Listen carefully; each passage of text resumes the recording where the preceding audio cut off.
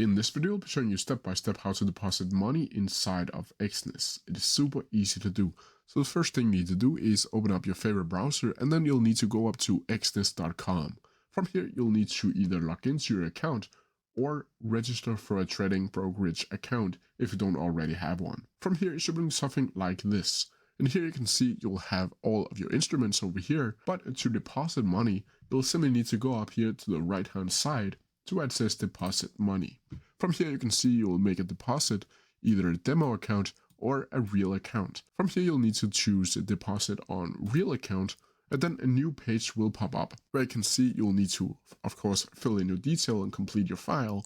But from here you'll need to select how you want to deposit the money from. So you can either use Binance Pay, bank card, Bitcoin, Ethereum, Neteller, Skrill, Strict Pay, Tron, Tether, or all of these other ones, and then from here you'll simply just select which one you'll choose and then enter your example bank account details or credit card details, and then you'll need to click pay.